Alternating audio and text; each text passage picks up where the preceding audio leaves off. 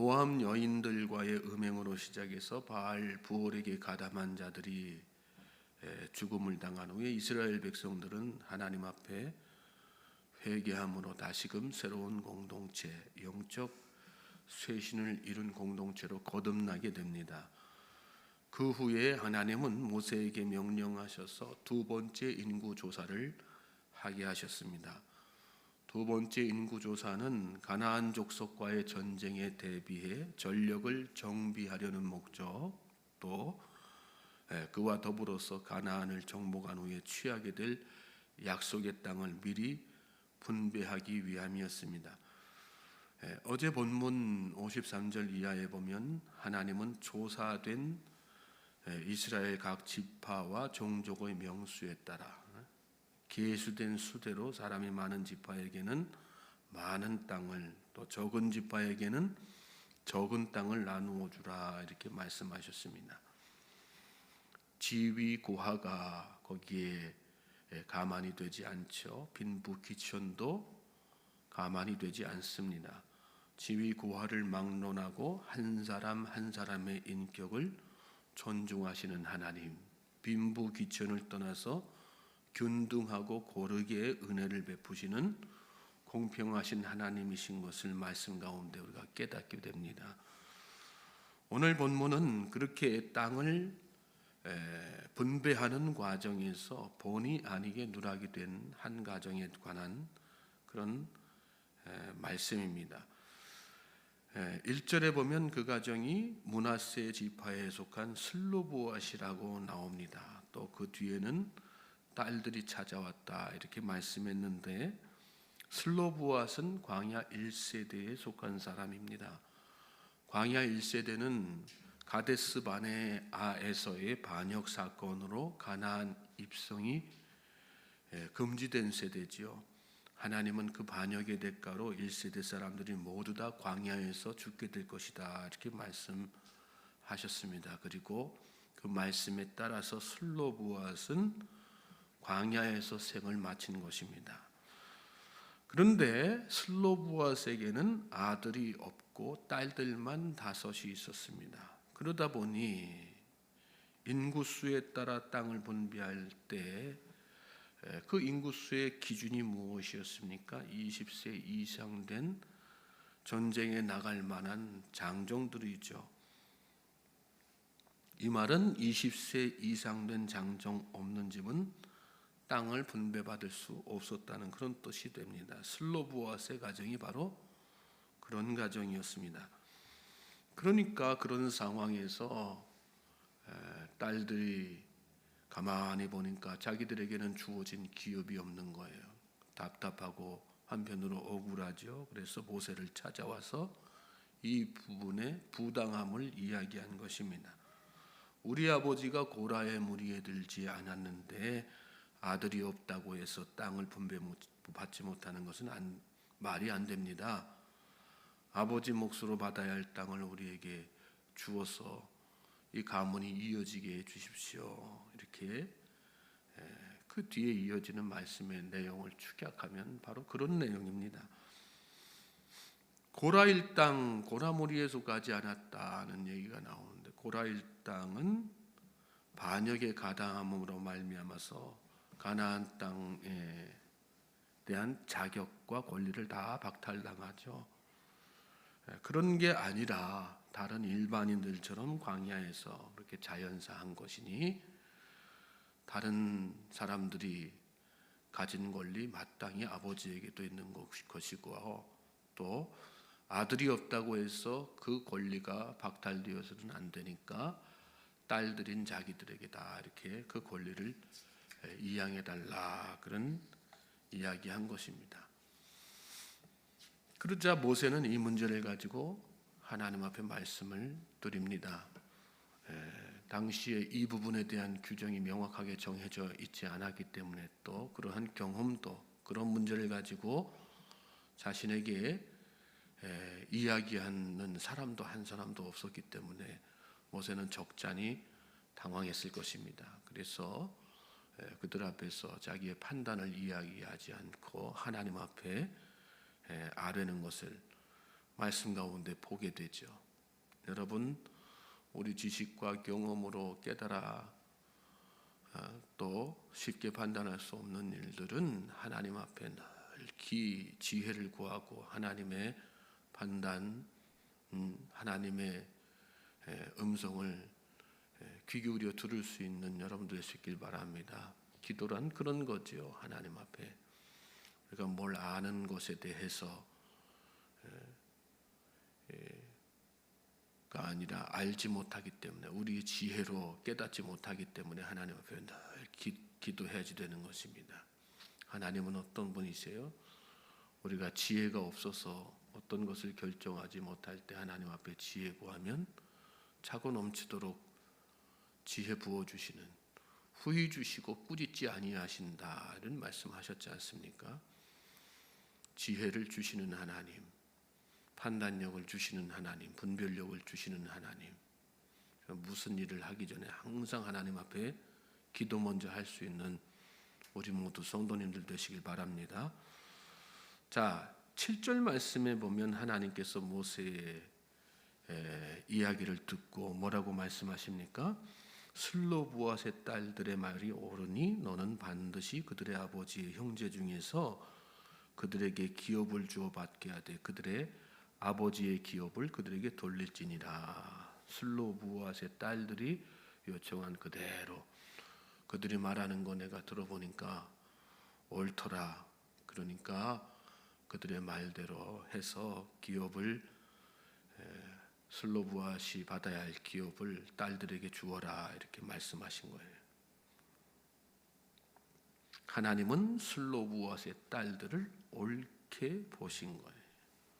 옳게 보는. 저는 저와 여러분의 행위가 하나님 앞에서 옳게 보이게 되길 바랍니다. 특별히 하나님께서 이들의 모습을 옳게 보신 것은 그들이 하나님 앞에 나와서 간구하는 모든 행위들, 그런 모습들을 특별히 옳게 보신 거예요. 하나님은 우리가 하나님 앞에 간구하는 모습 그 자체를 너무나도 옳게 여기신다는 것을 여러분 믿으시기 바랍니다. 이 슬로부앗의 딸들은 참 지혜로운 사람들이었어요. 지혜의 대명사 슬로부앗의 딸들, 빗대서 우리가 축복하고 그러지 않습니까? 그들이 어떤 모습이 특별히 옳게 보이고 지혜로워 보이신 것일까요? 담대하게 하나님 앞에 나아가서 구하는 그 모습을 옳게 보시고 또 지혜롭게 보신 것입니다. 여러분, 하나님 앞에 담대하게 나아가서 구할 수 있길 바랍니다. 말씀해 보면 회막문 앞에서 이 슬로부앗의 딸들이 모세, 엘르아살, 지휘관, 온 회중 앞에서 또 이렇게 자기들의 소원하는 바를 다 이렇게 이야기하는 장면이 나오거든요. 그들 앞에 모세도 있었어요. 엘르아살도 있었어요. 지휘관들도 있었고 온 이스라엘 회중들이 다 있었어요. 그런데 무엇보다도 누가 계셨어요? 하나님이 계셨어요. 회막문에서라고 하는 말은 그런 의미가 들어있는 것입니다. 그들은 모세도 중요하고 엘르아살도 중요하고 다른 지도자들도 중요하고 이스라엘 온 회중도 중요하지만 무엇보다 누구를 더 중요하게 여긴 거예요? 하나님. 하나님 앞에서 내가 이 얘기한다. 그런 마음 가지고 담대하게 하나님 앞에 기도하는 마음으로 이 얘기를 다 쏟아놓은 것입니다. 하나님은 담대하게 하나님을 찾는 자를 기뻐하시고 옳게 여기시는 줄로 믿습니다. 여러분 마음속에 있는 기도의 제목, 억울한 사연들 있습니까? 답답한 문제들 있습니까? 믿음으로 담대하게 하나님께서 모든 것 옳게 판단하실 것이다 하는 생각 가지고 기도하실 수 있길 바랍니다. 하나님은 그 행위 자체를 참 옳게 보시는 거예요. 예수님의 비유 가운데 과부가 재판장 찾아가서 자기의 억울한 사연 해결하는, 그걸 통해서 기도에 관한 도전의 말씀을 하시지 않습니까? 끈기 있는 기도에 대해서 강조하시지만 또 그 당시에 과부가 재판장을 찾아간다는 거, 그 담대함이 없으면, 마음속에 확신이 없으면 찾아갈 수 있겠어요? 그 담대함과 확신으로 나가는 것 자체가 너무나도 하나님 보시기에 귀한 것이고 옳게 보이는 행동이라고 하는 생각을 가지고 담대한 마음으로 하나님 앞에 기도하며 나아가는 저와 여러분 될 수 있길 바랍니다. 또한 하나님은 저들이 구하는 중심을 옳게 보셨습니다. 이 간구하는 내용들을 이렇게 쭉 보면 이 슬로보아스의 딸들은 자기들의 어떤 유익을 위해서 재산이 탐나서 그렇게 구하는 게 아니었습니다. 어찌하여 4절 보면 어찌하여 아들이 없다고 우리 아버지 이름이 그의 종족 중에서 삭제되리까 우리 아버지의 형제 중에서 우리에게 기업을 주소서. 이 얘기는 뭐예요?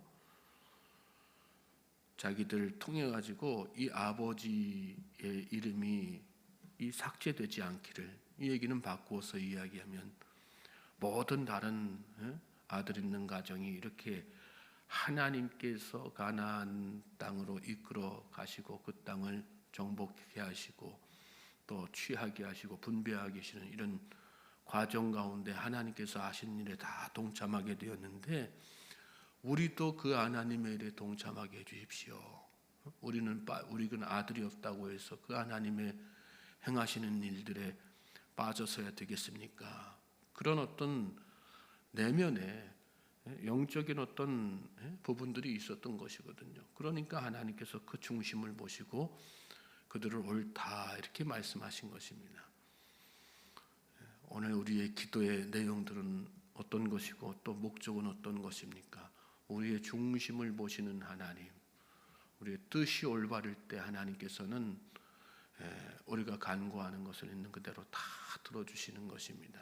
그러나 우리의 목적이 하나님 앞에 올바르지 못하고 중심이 바로 서지 않으면 하나님 절대 기도 응답 안 하시죠.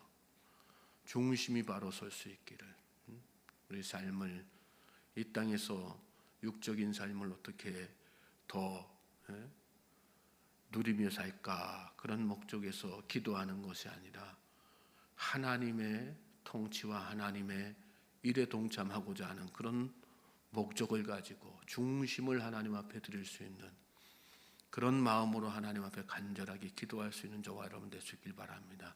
하나님은 그것을 옳게 보시는 거예요. 그리고 우리의 소원하는 대로 하나님께서 응답해 주시는 것입니다. 자, 그 뒤에 넘어가서 이어지는 말씀 또 보시면, 그렇게 해서 하나님께서 모세 통해서 슬로브와 딸들의 소원을 다 들어주게 하셨습니다. 그리고 나서 8절 이하에 보면 그 일을 계기로 해서 이스라엘 백성들 가운데 앞으로 그러한 케이스가 있으면 이 슬로보아스의 딸들처럼 아들 없는 집에